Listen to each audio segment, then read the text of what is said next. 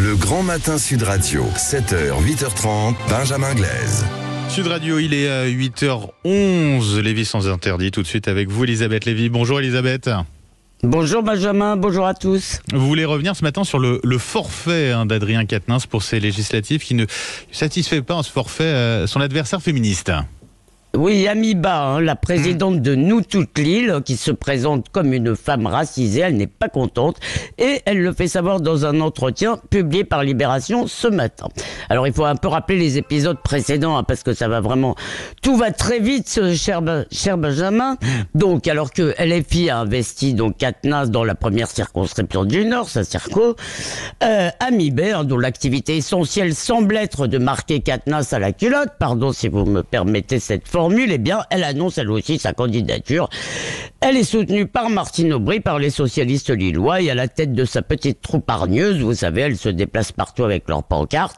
Elle s'apprête à coller au basque du candidat, c'est-à-dire à lui pourrir sa campagne. Et pendant ce temps-là, à Paris, on en a entendu beaucoup, le cas Quatennens déchire les états-majors. Sandrine Rousseau, bien sûr, ne décolère pas. Et après la purge de Corbière, de Garrido et des autres, eh bien, François Ruffin adresse ses amabilités à la direction de son parti. Vous préférez un homme qui frappe sa femme, auteur de violences conjugales, à des camarades qui ont l'impudence d'avoir un désaccord avec le grand chef. Bref, finalement, dimanche, Quatennens jette l'éponge pour ne pas nuire à son parti, dit-il, et donc LFI investit son bras droit, Aurélien Lecoq. Alors, entre les lignes de la presse, y compris régionale, on comprend que la journée d'hier a été celle des coups tordus, des détractations et des intimidations. Bon, en tous les cas, se dit victime de pression incommensurable pour se retirer dans Libération, mais elle n'en démord pas. Après cette première victoire, le forfait de Quatennens, elle exige qu'il soit remplacé par, je cite, une candidature féministe, sociale, antiraciste et écologiste. C'est un portrait robot d'elle-même. L'investiture de Lecoq, dit-elle encore, reste avec, vous savez, ça c'est le jarbongon, le sabir néo-féministe. Donc l'investiture de Lecoq reste dans le système de la complicité, de l'impunité des agresseurs. On se demande s'il ne va pas revenir. Attention, attention, le grand méchant loup rôde toujours. Ouais, Elisabeth, symboliquement, c'est quand même un peu choquant, non, d'investir un homme condamné pour violence conjugale. Moi, je ne trouve pas, désolé. Adrien Quatennens a été condamné à 4 mois de prison avec sursis pour avoir donné et reconnu, et d'ailleurs regretté, évidemment, une gifle, ce qui d'ailleurs, une gifle ne fait pas encore de lui un cogneur pathologique. Il a donc commis une faute, il n'a pas été condamné à la mort sociale. Et justement, ce qui est choquant et même effrayant et même gravissime, c'est pour ça que je tenais à y revenir, c'est de considérer qu'un homme qui a commis une faute et qui a été jugé et condamné, eh bien que tant pis, il n'aura jamais payé sa dette. Bagnard à vie comme Jean Valjean dans Les Misérables, tricard à vie. Et ces tricoteuses se croient au-dessus des lois et de la justice. D'ailleurs, elles ne croient pas à la justice, elles croient à la vengeance. Et personne ne moufte, personne ne dit rien, sinon pour des histoires d'ailleurs de place et de parti. Alors moi, je croyais que la gauche c'était le camp de Jean Valjean, le camp de la deuxième chance, mais non. La voilà qui se prosterne devant des meutes fanatisées qui s'enrichissent en tribunal révolutionnaire. Eh bien, c'est comme ça qu'on s'acclimate à la terreur, cher Benjamin. Merci à vous, Elisabeth Lévy. Éric Revel et Olivier d'Artigol nous ont rejoint. Une réaction pour commencer. Oui, d'abord admiratif de prononcer, comme Elisabeth Lévy vient de le faire, le cas Quatennens.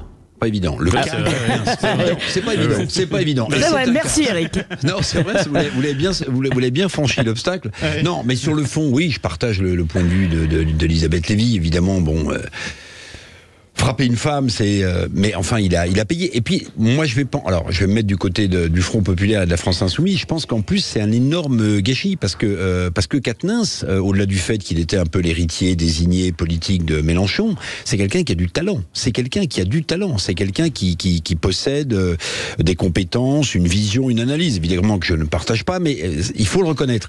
Et là, le type, il est. Alors maintenant, je ne sais pas à quelle pression. Ça qui m'intéresserait de savoir. Peut-être qu'Elisabeth ou Olivier, parce que c'est un homme de gauche, je le sais, mais comment il a cédé à la pression, parce qu'il était parti pour avoir une investiture. Il l'avait même. Oui. Et au bout d'un moment, il se fait débrancher. Alors, est-ce que c'est Garrido, Corbière ou Ruffin qui est en marge aussi du sérail mélenchoniste. Est-ce que c'est Ruffin qui était obtient... très critique, Elisabeth l'a rappelé. Mais c'est ça qui me... Pourquoi est-ce qu'ils ont débranché Quatennens, Olivier ? Ce qui s'est passé est assez simple. Il a en effet l'investiture, mais dans sa déclaration, quand il annonce donc qu'il renonce, il fait état de ce qu'il y a sur les réseaux sociaux, au sein même de la coalition de gauche et au-delà sur les adversaires de cette coalition, en le ciblant personnellement, ad hominem.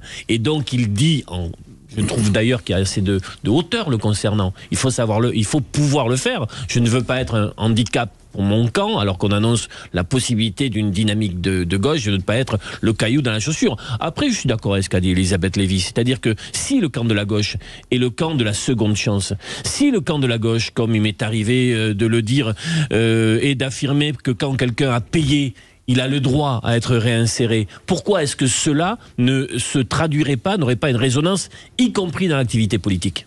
Elisabeth Lévy ?